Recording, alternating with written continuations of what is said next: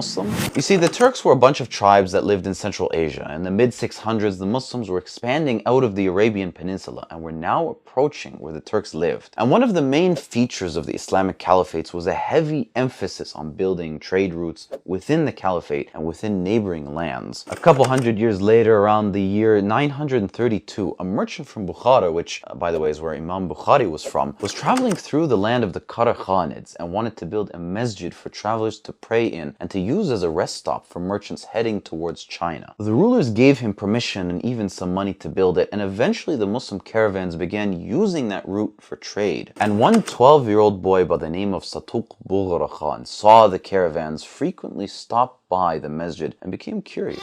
He entered the masjid and saw the Muslims there were praying 5 times a day and began asking questions. Soon enough, he decided to become a Muslim himself, but he kept his Islam secret from his family. You see, the young boy was the nephew of the ruler and he was next in line, and he did not want to jeopardize his chance of bringing his people to Islam. Eventually, Satuq took the throne in 942 when he was only 22 years old and converted his entire empire from Tingrism to Islam. And as the Muslim traveler Ibn Fadlan put it, 200,000 tents became Muslim, which has got to be at least 500,000 people, if not more, considering each tent is a family. He was the first Muslim Turkic sultan, and he set a path for the rest of the Turkic tribes to eventually become Muslim as well. His tribe, called the Karluk Turks, would eventually become the Uzbeks in Uzbekistan, the Hazaras in Afghanistan, and the Uyghurs in China. Other tribes like the Oghuz Turks became Muslim as well and went on to create empires like the Ottoman Empire, the Seljuks, and the Zengids, of which Salah ad-Din was the general of their army. Needless to say, Satuq Bughra Khan, at only age 22, led the way for the rest of his people to become Muslim, and the descendants of those people went on to build some of the largest and longest lasting Muslim empires in our history. Like and follow for more